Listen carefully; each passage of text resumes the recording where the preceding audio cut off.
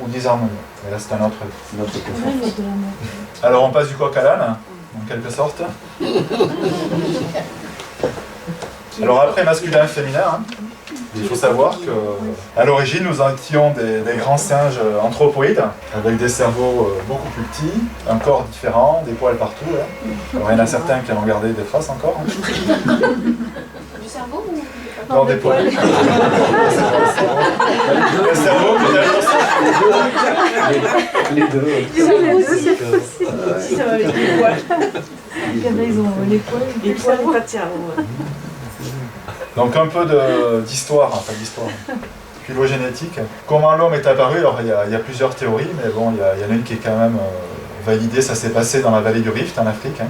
Il y a une modification du milieu très forte, très rapide, qui fait que on a été obligé d'aller rechercher de la nourriture dans la savane, alors qu'avant on était dans les arbres. Donc on s'est mis en position debout, donc au niveau du bassin ça a changé beaucoup de choses. On s'est redressé, on a modifié notre régime alimentaire, notamment on a augmenté la proportion de phosphore en consommant la moelle des os. Donc ça a développé le cerveau énormément, le cerveau a grossi, la tête a grossi, donc la naissance a dû être avancée pour que l'enfant puisse passer au travers du bassin de la mer. Donc l'enfant est né de plus en plus immature, ce qui n'est pas le cas dans les autres espèces animales en général. Par exemple, quand on regarde chez les singes, le bébé singe est déjà capable très rapidement de se déplacer dans les arbres. Le bébé humain, il faut 1 an pour commencer à pouvoir se déplacer par lui-même. La naissance a été avancée. Le cerveau n'est pas encore terminé complètement. Et également, autre notion importante, hein, pour l'espèce humaine, l'abandon des chaleurs. Par rapport à d'autres mammifères, hein, où il y a une période de chaleur, aux oiseaux. Et tu penses qu'avant il y en avait et que maintenant il n'y en a plus? Maintenant, disons que ça s'est modifié. Il y a toujours une période où la femme est féconde et une période où elle ne l'est pas, bien sûr. Hein. Mais c'est très différent du monde animal. Il n'y a plus de période vraiment annuelle de chaleur, où la reproduction se fait. Donc ça implique un renoncement à l'instinct en quelque sorte. Le néocortex s'est développé. Le néocortex, il est capable de venir couper ce que nous dit l'instinct. C'est lui qui domine en fait, enfin, qui est censé dominer. Donc c'est venu, tout ce développement, c'est venu contrer la part animale. Mais elle est toujours là en nous quelque part. Où est-ce qu'elle va s'exprimer?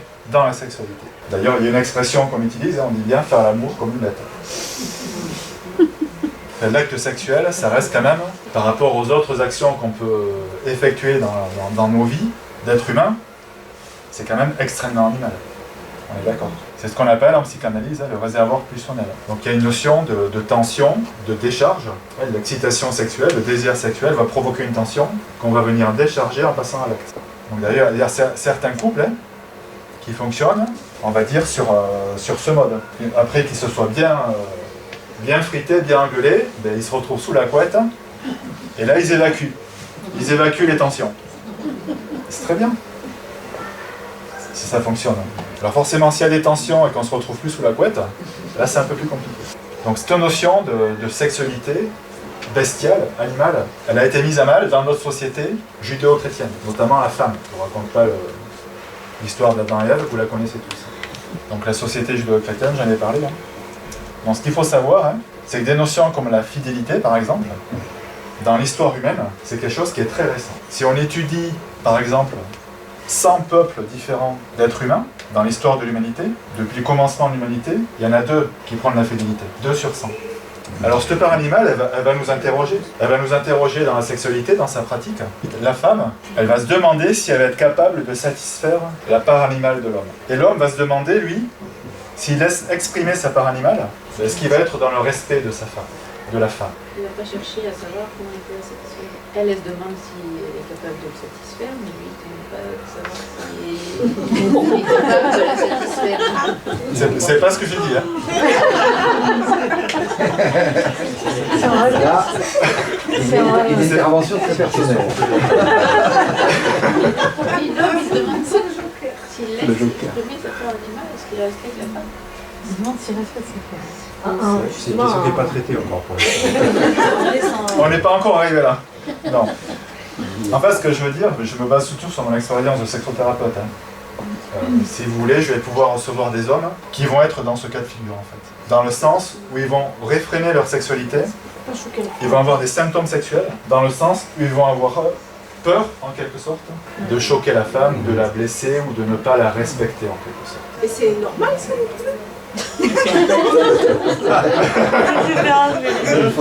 Alors je sais pas si c'est normal, mais je sais que ça existe. Mais en quelque sorte, non, parce que ça vient limiter la sexualité. Et dans la sexualité, si vous voulez, il y a quand même une notion de violence. L'acte sexuel, c'est quelque chose qui est violent quand on regarde de l'extérieur.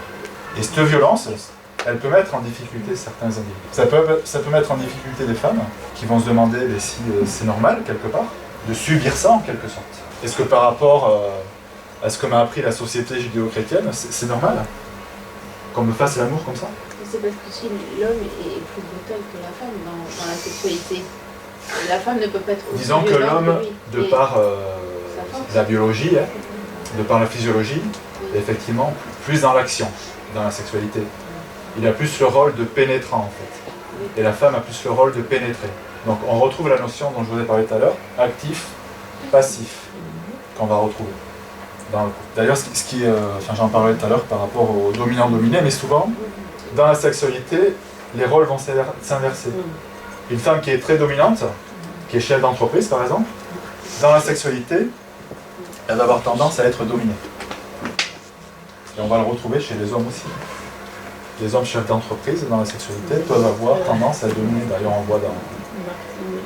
Voilà, c'est ça, vous parlez du martinet, avec ce qu'on appelle les maîtresses qui tiennent les hommes comme ça, avec le martinet, enfin dans les pratiques sadomasochistes, qu'on peut retrouver. Mais cette notion de père animal, on a tendance en fait à ne pas en parler, à la sous-estimer ou à penser que c'est accessoire en quelque sorte. Mais c'est une erreur. Dans les problèmes de sexualité que je peux rencontrer en sexothérapie, c'est vraiment un enjeu qui est très très très important. Donc quels enjeux ça entraîne? Qu'est-ce que ça entraîne? Déconnecter son cerveau, si je peux m'exprimer de la sorte, mais en tout cas déconnecter son cerveau, son mental, donc son néocortex,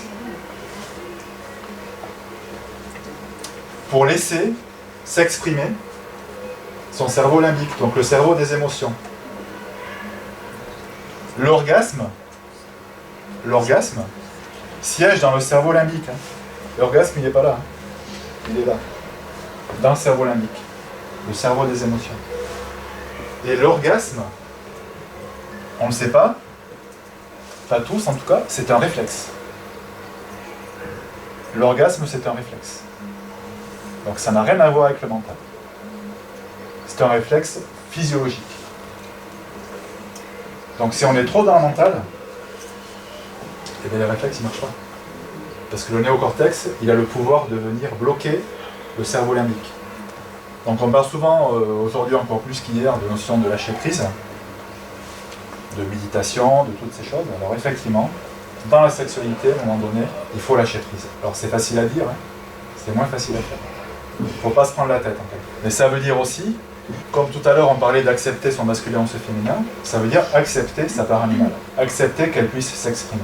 Et accepter que l'autre puisse l'exprimer. Donc je parle de l'excitation également. Donc faire l'amour avec sa part animale. On en parlera à la fin de ça. Donc là, je vous indique l'animalité, la sexualité, c'est l'assise du couple.